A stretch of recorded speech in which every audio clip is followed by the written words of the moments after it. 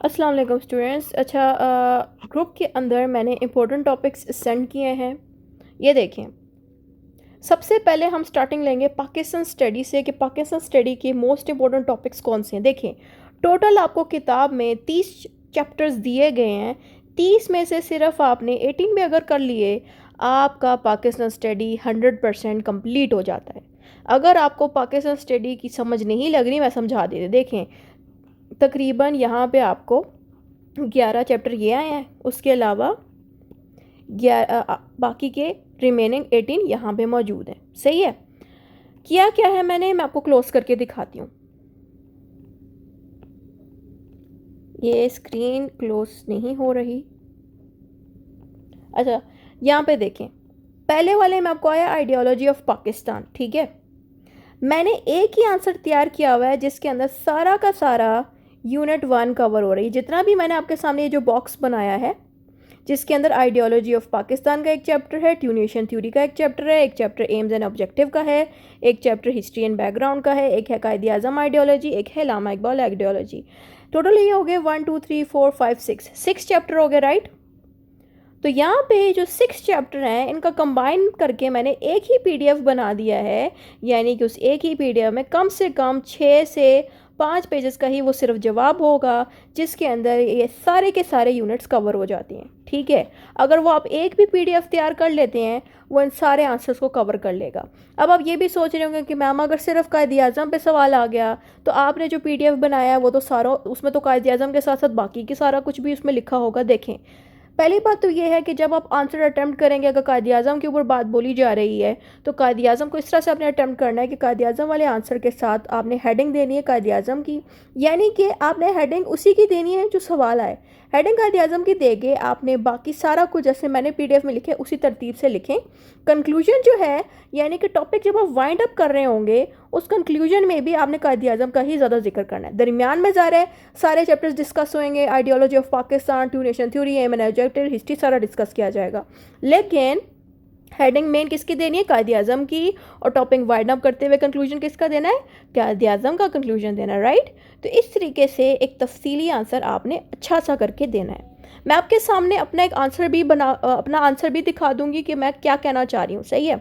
अच्छा, यहाँ पे और अब देखते हैं, ये सारा तो हो गया यहाँ तक चैप्टर 1 यूनिट 1। ठीक है, अब ये जितने बाकी के जो आपको चैप्टर्स दिख रहे हैं, सही है, ये सारे के सारे यूनिट 2 में आते हैं, आपके सिलेबस के यूनिट 2 में आते हैं। इनके बारे में हम जानते हैं इसमें क्या क्या है। अगर शिमला डेपुटेशन का सवाल आ गया, तो उसके अंदर आप थोड़ा सा चैप्टर मुस्लिम लीग का भी डाल दें, थोड़ा सा आप उसमें मिंटो मॉडले का भी डाल दें। ठीक है, तो इस तरह से एक कॉम्बिनेशन चैप्टर मैंने बनाया। उसके अलावा लखनऊ पैक का सवाल पेपर में आ गया, तो लखनऊ पैक वाले आंसर में मैंने थोड़ा बहुत उसमें Minto model, Minto chess for reform भी डाला हुआ है, थोड़ा सा उसमें नेहरू रिपोर्ट भी डाला हुआ है, थोड़ा सा मैंने उसमें कायद आज़म के 14 पॉइंट्स भी डाले हुए हैं। अच्छा, अगर गवर्नमेंट ऑफ इंडिया एक्ट आ गया, इसके बारे में कुछ ना कुछ तो आपको आना चाहिए, लेकिन थोड़ा बहुत इसमें आप कायद आज़म के 14 पॉइंट्स और नेहरू रिपोर्ट भी हल्का सा डाल सकते हैं लेंथ बढ़ाने के लिए। उसके अलावा डार्क पीरियड ऑफ मुस्लिम, ये मैंने अलग से कर दी, लेकिन इस चैप्टर के साथ आप अगला चैप्टर लाहौर रेजोल्यूशन भी डाल सकते हो, लाहौर रेजोल्यूशन, क्योंकि उसी लाहौर रेजोल्यूशन जो है ये तब ही हुआ था जब उससे पहले ये वाला चैप्टर हुआ था। यानी कि इस चैप्टर के बाद अगला चैप्टर जो लाहौर रेजोल्यूशन का है, इन दोनों का आपस में लिंक बना हुआ है। पहले आप ये चीज़ समझते जाए मैं क्या कह रही हूँ ना, उसके बाद फिर मैं आपके सामने एक मॉडल पेपर भी डिस्कस करूँगी, आपके सामने सिलेबस भी डिस्कस करूँगी, ताकि आपको हर चीज़ तरतीब से समझ लगती जाए। फिर मैंने यहाँ पे देखिए बाकी के जो चैप्टर एक में आया हुआ है पाकिस्तान रेजोल्यूशन की, वही है लाहौर रेजोल्यूशन, जिसके बारे में मैंने ऊपर बताया कि आप उस चैप्टर के साथ लाहौर रेजोल्यूशन या पाकिस्तान रेजोल्यूशन लिख दें। इसका ये बेसिकली जो चैप्टर है ना पाकिस्तान रेजोल्यूशन, इसका दूसरा नाम है लाहौर रेजोल्यूशन, ये 2 नामों से आता है। ठीक है, मतलब एक ही है, नाम इसके अलग अलग हैं। अब ये देखिए जो लाहौर रेजोल्यूशन है, इसके अंदर आप कांग्रेस मिनिस्टर वाला, वो ऊपर वाला चैप्टर देख सकते हैं, कांग्रेस मिनिस्टर वाला। ठीक है, अगर हम बात करें 3 जून प्लान की, तो 3 जून प्लान अगर आपको थोड़ा कम तैयार है, इसके अंदर थोड़ा सा आप कांग्रेस मिनिस्टर का चैप्टर की हिस्ट्री दे दो, थोड़ा सा इसमें पाकिस्तान रेजोल्यूशन वाला चैप्टर भी डाल दो, थोड़ा सा इसमें कैबिनेट मिशन भी डाल दो, थोड़ा सा इसमें रेड कैलिफ अवार्ड भी डाल दो। ठीक है, अब मैं एक और चीज़ भी आपको बताती हूँ। अगर आपको कैबिनेट मिशन और रेड कैलिफ बड़ा थोड़ा थोड़ा आता है ना, तो 3 जून प्लान का अगर सवाल नहीं आया पेपर में, अगर सवाल आ गया define the red caliph award, तो रेड कैलिफ अवार्ड आपको थोड़ा बहुत पता है कि रेड कैलिफ अवार्ड में हुआ क्या था, मेन चीज़ों को तो आपको आइडिया है। तो आप करोगे क्या कि ये वाला कैबिनेट मिशन भी उसमें थोड़ा सा डालो, थोड़ा सा थर्ड जून प्लान भी डाल दो, तो इस तरतीब से आंसर अटैम्प्ट करना है। अब आपके जहन में ये सवाल आ ही रहा होगा कि ये सारा हम खुद कैसे करेंगे, हमें खुद कैसे पता लगेगा कि इन आंसर्स की कॉम्बिनेशन है। उसकी फ़िक्र करने की कोई ज़रूरत नहीं है, मैंने खुद आपके लिए आंसर्स तैयार किए हुए हैं और अपने PDF में डाले हैं। अगर आपके पास वो PDF नहीं है, मैं आपके सामने वो PDF खोल देती हूँ।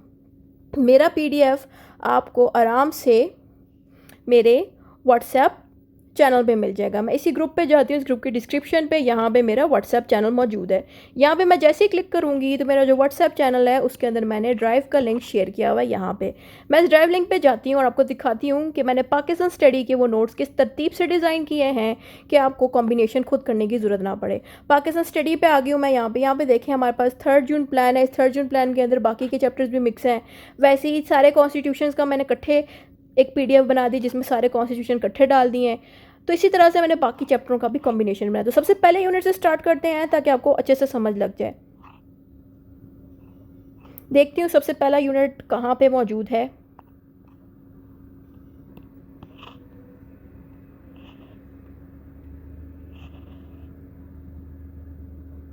यहाँ से मुझे ज़रा वो चैप्टर नंबर 1 सबसे पहला यूनिट जिसमें आइडियोलॉजी आती है मिल नहीं रहा, किधर लिखा हुआ है मैंने।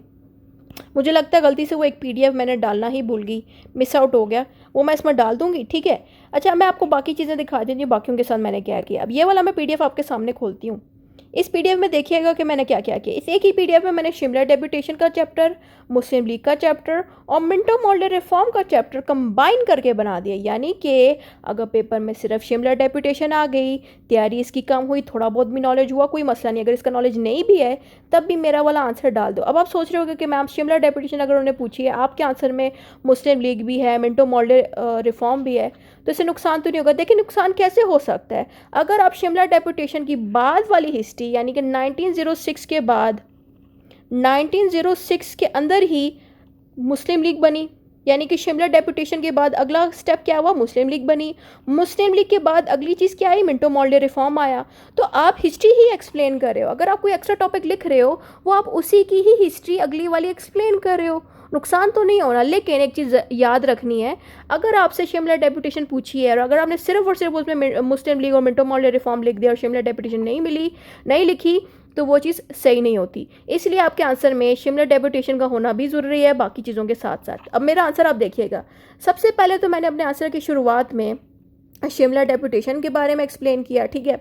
अब मैं एक और चीज़ मैं आपको बताती हूँ। सपोज़ आपको एग्ज़ाम में शिमला डेपुटेशन नहीं आती, आपको एग्ज़ाम में सिर्फ और सिर्फ वो क्या नाम है, इंडियन मुस्लिम लीग यानी कि मुस्लिम लीग का चैप्टर सिर्फ दे देते हैं, तब आपने क्या करना है, तब भी आपने मेरी तरह से ही बनाया हुआ आंसर यूज़ करना है कि आपने शिमला डेपुटेशन लिखनी है उठा के। उसमें शिमला डेपुटेशन लिखने के बाद अच्छे खासे इसकी हेडिंग जितनी है थोड़ी बहुत जितनी, यहाँ तक ये देखें एक ही पेज पे शुक्र का पूरा शिमला डेपुटेशन आ गया। इस तरह से शिमला डेपुटेशन देने के फ़ौरन बाद ही आपने देखा है कि यहाँ पे मैंने मुस्लिम लीग के टॉपिक को फ़ौरन से स्टार्ट कर दिया है। तो इस तरह से मुस्लिम लीग को आपने स्टार्ट करना है। अब आप सोच रहे होंगे कि मुस्लिम लीग के साथ में इंट्रोडक्शन की हेडिंग देनी है कि नहीं, लाजमी दे दिया गया, कोई नुकसान नहीं होगा। क्योंकि ज़ाहिर है आप जब मुस्लिम लीग को स्टार्ट करें आप थोड़ा सा उसका बैकअप, थोड़ा सा इंट्रोडक्शन दे रहे हैं, राइट। तो इस तरह से आपने उसका एक इंट्रोडक्शन दे देना है। वैसे ही मुस्लिम लीग बताने के बाद हमारा जो आखिरी चैप्टर है जिसका कॉम्बिनेशन मैंने बनाया मिंटो मॉर्ले रिफॉर्म, वो भी डाल दें इंट्रोडक्शन के। अब जो आपका कंक्लूजन है, मैंने कंक्लूजन में बेसिकली शिमला डेपुटेशन, मुस्लिम लीग और मिंटो मॉर्ले को कंबाइन में एक्सप्लेन कर दिया है। लेकिन अगर आप इतना लंबा कंक्लूजन नहीं देना चाहते तो एक और काम कर लें कि जिस टॉपिक पे सवाल आया, जैसे कि आपको सवाल आ गया है मुस्लिम लीग पे, बाकियों का नहीं वो पूछ रहे, आपने तो ऑफ कोर्स अपने इस PDF में शिमला डेपुटेशन, मुस्लिम लीग के साथ साथ मिंटो मॉर्ले, बाकी की चीज़ें भी लिख दी हैं। तो आप ये भी कर सकते हैं कि कंक्लूजन देने वक्त सिर्फ और सिर्फ मुस्लिम लीग का कंक्लूजन डाल दें, बाकियों का ना डालें। सिंपल, इस तरह से भी दे सकते हैं, या कंक्लूजन इस तरह से भी दे सकते हैं जैसे मैंने दिया, तीनों चैप्टर्स को कंबाइन करके। वैसे ही मैंने बाकी की PDFs भी सॉल्व किए। मैं आपको बाकी की PDFs भी दिखाती हूँ कि मैंने उनके साथ क्या किया। ये क्लोज कैसे होता है। अच्छा, मैं आपको बाकी अब हम वापस जाते हैं उसी पे। अब मैंने मार्शल लॉ दिखा दिया क्योंकि मैंने मार्शल लॉ के साथ क्या किया। ये देखें, एक यहाँ पे लिखा हुआ है मेन मार्शल लॉ का आंसर, एक यहाँ पे लिखा है main features of the generals. इसी मार्शल लॉ के अंदर आपने इन चारों जनरल्स का जिक्र करना है। अब आप सोच रहे होंगे इतना लंबा आंसर हमने एग्जाम में अटैम्प्ट करना है। बिल्कुल भी नहीं। एग्ज़ाम में आपको कोई भी वो मार्शल लॉ उठा के दे देंगे। तकरीबन 4 बंदों ने मार्शल लॉ लगाया था पाकिस्तान में, तो उन 4 बंदों के बारे में आपको इल्म होना चाहिए। उसी इल्म के बारे में मैंने सारा कुछ इस PDF में डाला है, यानी कि इस PDF को जब आप देखेंगे तो इस PDF में 4 बंदों ने जिन्होंने मार्शल लॉ लगाया है, उन्होंने मार्शल लॉ लगा के पाकिस्तान में क्या क्या पॉजिटिव पॉइंट्स किए हैं, कौन से अच्छी अच्छी चीज़ें की हैं वो पॉइंट्स मैंने लिखे, और कौन से नेगेटिव चीज़ें की हैं जिससे लोगों को तकलीफ़ पहुंची, वो सारी बातें मैंने इस वाले ड्राइव में लिखी हैं। इस वाले को अलग लिखा है। अब हुआ क्या, अब मैं आपको तरीका बताती हूँ। एग्जाम में आपने ये मेरा मेन वाला आंसर यूज़ करना है। इस मेन वाले आंसर में ये बताया गया कि पाकिस्तान में कितने मार्शल लॉ लगे, मार्शल लॉ का मतलब क्या होता है। मेरा वाला ये मेन आंसर डालेंगे कि कम से कम आपकी 3 से 4 साइडें ये आंसर कवर कर लेगा।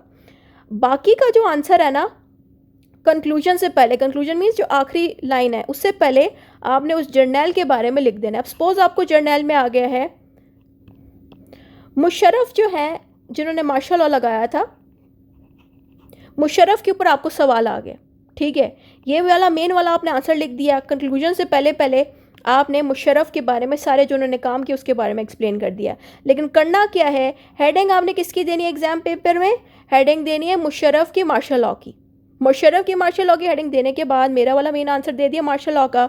उसके बाद इस दूसरे डॉक्यूमेंट से मुशर्रफ ने जो जो चीज़ें की वो उठा के कंक्लूजन से पहले पहले लिख देनी है और कंक्लूजन देके वाइंड अप कर देना है। मैं आपके सामने मुशर्रफ वाला आंसर खोल के दिखा देती हूँ कि आपने यहाँ से मुशर्रफ वाला कौन सा पोर्शन उठाना है। सबसे पहले हमारे पास आ जाते हैं अयूब खान, इनके बारे में उन्होंने नहीं दिया। फिर आते हैं याह्या खान, फिर इसके बाद आते हैं ज़ियाउल हक, और सबसे आखिर में आते हैं परवेज़ मुशर्रफ जिसके ऊपर सवाल आया। तो यहाँ पे देखिए परवेज़ मुशर्रफ के बारे में काफ़ी चीज़ें मैंने लिखी हैं। ये सारी आपने जितनी याद रह गई उतनी सारी हेडिंग्स याद करके ना बस आप कंक्लूजन से पहले लिख दें। इतना लंबा नहीं है, एक ये फुल पेज है और एक ये पेज है, यानी कि 2 पेजेस पे ही मुशर्रफ के बारे में मैंने सारा लिख दिया है। तो इसमें से जो भी ज़रूरी चीज़ें आपको आसान लग रही हैं वो चीज़ें आप याद कर लें और मुशर्रफ के उस आंसर में उठा के लिख दें, ठीक है, जैसे मैंने आपको तरीका बताया। बस इसी तरह से आंसर अटैम्प्ट करने हैं और बाकी भी मैंने इसी तरह से कम्बिनेशंस बनाए हुए हैं। सही हो गया।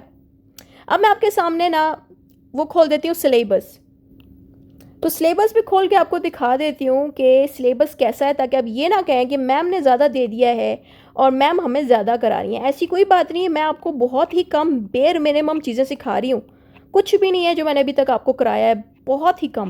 मैं आपके सामने पाकिस्तान स्टडी का ये देखें, ये आ गया सिलेबस पाकिस्तान स्टडी का। ये पंजाब यूनिवर्सिटी की तरफ से है, मैंने नहीं बनाया, ये नहीं कह दीजिएगा मैम ने डिज़ाइन किए।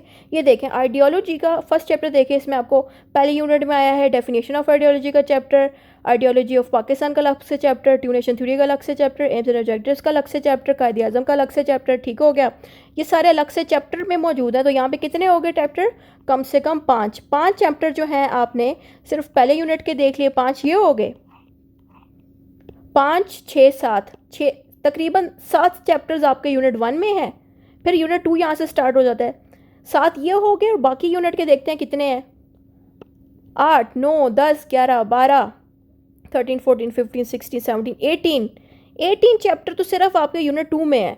18 19 20 21 22 23 24 25 26 27 28 29 30 लगभग 30 बनते हैं, यानी कि कम से कम 30 चैप्टर्स आपको किताबों में सिखाए गए हैं। और मैंने कहा सिर्फ 11 इंपॉर्टेंट टॉपिक्स भी अगर आप कर लेते हो पेपर आपका कवर हो जाएगा। और भी काम आसान करने के लिए मैंने क्या किया, सिर्फ 5 से 6 पीडीएफ्स बना दिए, 5 से 6 पीडीएफ्स बना दिए जिसमें मैंने ये सारे के सारे चैप्टर्स का कॉम्बिनेशन बना के बता दिए कि पेपर में आया तो पेपर में अटैम्प्ट कैसे करना है। अटैम्प्ट इस तरह से करना है कि जिस टॉपिक पर वो बात कर रहे हैं उस टॉपिक को आपने मेन हेडिंग यानी कि इंट्रोडक्शन में दे देना है, ताकि एग्जामिनर इस चीज़ पर एतराज़ ना करे कि आपने सब कुछ मिक्स किया, यानी कि उनके मुताबिक आप मेन आंसर पहले मेन हेडिंग में दे दो और बाकी फिर मिक्सिंग करके लिख दो। इस तरह से आराम से एक अच्छा खासा आंसर आपका थोड़े से पीडीएफ में ही कवर हो जाता है। मैं आपको मॉडल पेपर भी दिखा देती हूँ कि मॉडल पेपर कैसा बन के आएगा। यहाँ पे मैंने मॉडल पेपर भी खोला हुआ है, तो पाकिस्तान का मॉडल पेपर देखते हैं कि उस पर किस तरह के क्वेश्चंस आते हैं, ताकि क्वेश्चन के ऊपर भी जिस तरह की भी जहन में सवालात हैं वो भी आज निकल जाएं।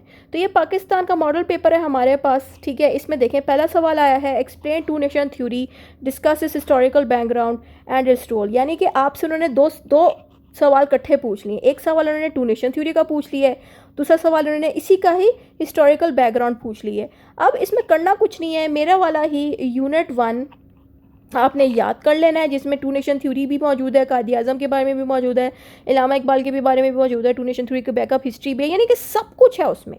सारा का सारा कुछ उठा के एज इट इज़ लिख दोगे, अच्छे नंबर आपके आ जाएंगे। या अगर खुद से भी एडिंग करना चाहते हैं, टू नेशन थ्योरी के बारे में खुद से भी बातें लिखना चाहते हो, तो लाजमी लिखिएगा, आपका अच्छा खासा आंसर कवर हो जाएगा। आपके सामने मैं आप दूसरा सवाल पढ़ते हैं। दूसरे सवाल में आपको 2 चैप्टर्स इकट्ठे आ गए हैं। एक में वो आपसे लखनऊ पैक का पूछ रहे हैं, दूसरे में वो आपसे नेहरू रिपोर्ट के बारे में पूछ रहे हैं। अब देखें, इस तरह से कम्बिनेशन करके भी एग्जामिनर आपसे सवाल कर सकते हैं, सिर्फ मैंने कॉम्बिनेशन नहीं किया, पंजाब यूनिवर्सिटी भी इस तरह कम्बिनेशन करती है। दूसरा सवाल देंगे, discuss in detail the immediate problems that was faced by Pakistan after the independence. ये यूनिट 1 से आया कि जैसे ही पाकिस्तान बन गया तो पाकिस्तान को क्या क्या प्रॉब्लम आई है। बेसिकली यूनिट 2 की बात हो रही है, यानी कि यूनिट 2 का जो सबसे आखिरी चैप्टर है जिसमें पाकिस्तान बन गया था 1947 में, उसकी इनिशियल प्रॉब्लम, स्टार्टिंग की प्रॉब्लम्स के ऊपर ये चैप्टर है, ठीक है। उसका भी मैंने एक PDF बनाया। फिर आता है write a brief note on the first martial law of the Pakistan. अब जिस बंदे ने सबसे पहला मार्शल लॉ लगाया उस बंदे का वो आपसे पूछ रहे हैं। अब देखें, आपके माइंड को ट्रिक करने के लिए देखें कैसे कैसे सवाल करते हैं। यहाँ पे उन्होंने नाम ही नहीं दिया उस बंदे का, तो इसलिए आपको नाम याद रखना पड़ेगा जिस बंदे ने पहला मार्शल लॉ लगाया, सही है। जिस बंदे ने पहला मार्शल लॉ लगाया है उसके नेम आपको आना चाहिए, क्योंकि इस तरह से आपके माइंड को ट्रिक करने के लिए वो बस कह देंगे पहला वाला मार्शल लॉ बता दें, चौथा वाला बता दें, तीसरा वाला बता दें, सही है। फिर आपको इस तरह से अलग से भी शॉर्ट की तरह भी सवाल पूछे जा सकते हैं कि आपको आएगा रेड कैलिफ अवार्ड बता दें, शिमला डेपुटेशन बता दें, ठीक है। ये शॉर्ट भी कम से कम, ये एक जो सवाल आप लिखेंगे कम से कम 3 से 4 साइडों पे जाए, वैसे ही शिमला डेपुटेशन भी 3 से 4 साइडों पे जाए। इसी तरह से लेंथ मेंटेन करें, तो आंसर कोशिश करें लेंथ लंबी रखा करें।